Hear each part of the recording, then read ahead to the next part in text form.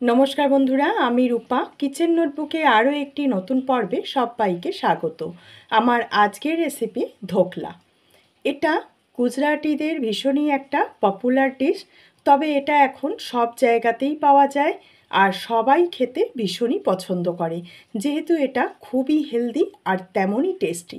কিভাবে বানালে একদম দোকানের মতো সফট, স্পঞ্জি আর জুসি হবে সেটাই আজকে করে দেখাবো, আর খুব সহজভাবে করে দেখাবো। আশা করছি আজকের রেসিপি আপনাদেরও ভীষণ পছন্দ হবে। আসুন তাহলে আজকের রেসিপি দেখে নেওয়া যাক। প্রথমে আমি একটা গোটা পাতিলেবুর রস নিয়েছি, স্বাদ মতো নুন দিলাম আর 2 টেবিল চামচ চিনি দিলাম, আর তার সঙ্গে দিলাম 1 কাপ জল। জলটা দিয়ে চিনির সঙ্গে খুব ভালো করে মিশিয়ে নেব। চিনিটা একদম গুলে যাওয়া পর্যন্ত এইভাবে নাড়াচাড়া করে মিশিয়ে নিতে হবে।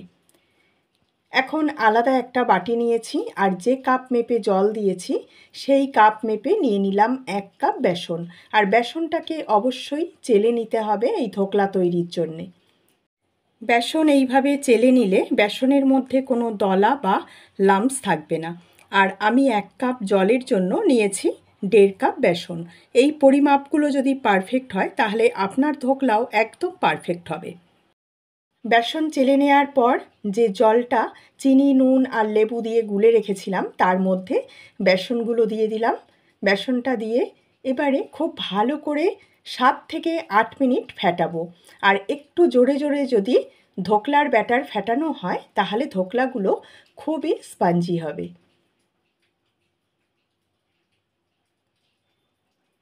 তিরিশ মিনিটের জন্য রেস্টে রেখেছিলাম।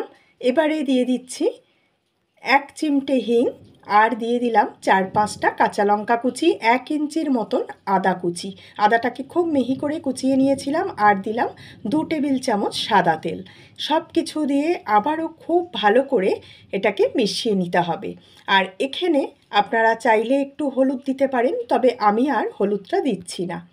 একটা কেকের বাটি নিয়েছি, তার মধ্যে কিছুটা সাদা তেল দিয়ে ব্রাশ করে নিলাম। তেলটাকে খুব ভালো করে মাখিয়ে নিতে হবে যাতে ধোকলাটা হয়ে যাওয়ার পর খুব সহজে বেরিয়ে আসে। এবার ধোকলার ব্যাটারের মধ্যে দিয়ে দিলাম 1 প্যাকেট ইনো। ইনোটা দিয়ে ব্যাটারের সঙ্গে খুব ভালো করে মেশাতে হবে। ইনো দিয়ে মেশাতে মেশাতে দেখবেন ব্যাটারটা অনেক ফুলে যাবে, একদম বাটি ভর্তি হয়ে যাবে। আরও 2-3 মিনিট এইভাবে মিশিয়ে নিয়েছি, আর ব্যাটারের ঘনত্বটা ঠিক এই রকম হয়েছে। খুব বেশি পাতলাও না, আবার খুব বেশি ঘনও না। এবারে কেকের বাটির মধ্যে ঢেলে দিলাম, তবে এটা চাইলে আপনারা একটা স্টিলের টিফিন কৌটো বা অ্যালুমিনিয়ামের বাটির মধ্যেও করতে পারেন। ব্যাটার ঢেলে নেওয়ার পর হালকা হাতে একটু ট্যাপ করে নিতে হবে। খুব বেশি ট্যাপ করা যাবে না, তাহলে আর ধোকলাটা ফুলবে না। এদিকে আমি একটা কড়া চাপিয়ে তাতে দিয়ে দিয়েছি সামান্য জল, আর একটা খাবার রাখার স্ট্যান্ড উল্টে দিয়েছি। 10 মিনিট খুব ভালোভাবে জলটা গরম করে নিয়েছিলাম। এবারে ব্যাটারের বাটিটা দিয়ে চাপা দিয়ে 15 থেকে 20 মিনিট স্টিম করব। 20 মিনিট পর ঢাকা খুলে নিয়েছি। দেখুন, একটা টুথপিক দিয়ে চেক করে নিলাম, টুথপিকে একদম লাগেনি আর আমার হাতেও লেগে যায়নি। ধোকলাটা একদম তৈরি হয়ে গেছে। ধোকলা নাবিয়ে ঠান্ডা করে নেবো। আর এদিকে একটা ননস্টিক প্যানের মধ্যে দিয়ে দিলাম 2 চামচ সাদা তেল, আর দিলাম 1 চামচ সর্ষে, কয়েকটা চেরা কাঁচা লঙ্কা আর কিছুটা কারি পাতা। কারি পাতা আর চেরা কাঁচা লঙ্কা দিয়ে একটু এইভাবে হালকা করে ভেজে নিতে হবে। খুব বেশি ভাজবেন না, হালকা আঁচে ভাজতে হবে। যখন সুন্দর একটা গন্ধ বেরোবে ফোড়ন থেকে তখনই দিয়ে দিলাম 1 কাপ জল। তার মধ্যে স্বাদ মতো নুন দিলাম, আর দিলাম 2 চামচ চিনি। চিনি আর নুন দিয়ে খুব ভালো করে মিশিয়ে নিতে হবে। এই সিরাপটার মধ্যে অবশ্যই একটু নুন দেবেন। একটু নুন চিনি দিয়ে টেস্ট মতন এটা তৈরি করে নিতে হবে। চিনিটা খুব ভালোভাবে জলের সঙ্গে মিশে গেছে। এখন দিয়ে দিচ্ছি এই সিরাপটাকে আরও একটু চটপটা তৈরি করার জন্য অর্ধেকটা পাতিলেবুর রস। পাতিলেবুর রসটা দিয়ে আবারও একটু মিশিয়ে নেব। সিরাপটাও আমাদের একদম রেডি। এবারে নামিয়ে নেব। এদিকে আমাদের ধোকলাটা একটু ঠান্ডা হয়ে গেছে, তবে হ্যাঁ, হালকা গরম আছে। যখন ধোকলাটার মধ্যে সিরাপটা দেবেন তখন সিরাপ বা ধোকলা দুটোই যেন একটু হালকা গরম থাকে। চারিপাশটা ছুরি দিয়ে একটু ছাড়িয়ে নিয়ে ধোকলাটা বার করে নিলাম। দেখুন কতটা জালিদার হয়েছে, দেখে নিশ্চয়ই বুঝতে পারছেন।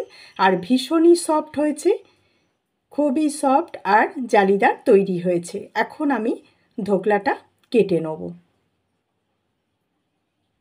আমি চৌকো শেপে কাটছি, যেহেতু দোকানে এইভাবে চৌকো শেপেই কাটা থাকে তাই চৌকো শেপেই কাটলাম। তবে আপনারা চাইলে যেরকম ইচ্ছা শেপ দিতে পারেন। প্রতিটি স্টেপ যদি এইভাবে ফলো করে ধোকলা তৈরি করেন তাহলে ধোকলা তৈরি করা খুবই সহজ। তবে হ্যাঁ, প্রত্যেকটা উপকরণের মাপ যেন একদম সঠিক হয়, তাহলে আপনার ধোকলাও পারফেক্ট হবে। আর আবারও বলে দিচ্ছি, ধোকলাটা হালকা গরম থাকবে আর এই সিরাপটাও হালকা গরম অবস্থাতেই ধোকলার ওপরে দিতে হবে, তাহলে সিরাপটা খুব ভালোভাবে ধোকলার মধ্যে অ্যাবজর্ব করে নেবে। আশা করছি আজকের এই সহজ ধোকলার রেসিপি আপনাদের ভালো লাগলো। দেখুন আমি একটা পিস তুলে দেখিয়েও দিচ্ছি কতটা জালিদার আর নরম তুলতুলে তৈরি হয়েছে। ভিডিও ভালো লাগলে একটা লাইক করবেন, ফেসবুক পেজ থেকে দেখলে পেজটাকে ফলো করবেন, ইউটিউব থেকে দেখলে চ্যানেলটাকে সাবস্ক্রাইব করে নেওয়ার অনুরোধ রইল। পাশে থাকা বেল বটনটা প্রেস করে রাখবেন সমস্ত রেসিপির আপডেট সবার আগে পাওয়ার জন্যে। ভিডিওটা শুরু থেকে শেষ পর্যন্ত দেখার জন্য আপনাদেরকে অসংখ্য অসংখ্য ধন্যবাদ। ভালো থাকবেন, সুস্থ থাকবেন। আবার আপনাদের সঙ্গে দেখা হচ্ছে এরকমই নতুন রেসিপি নিয়ে নেক্সট এপিসোডে।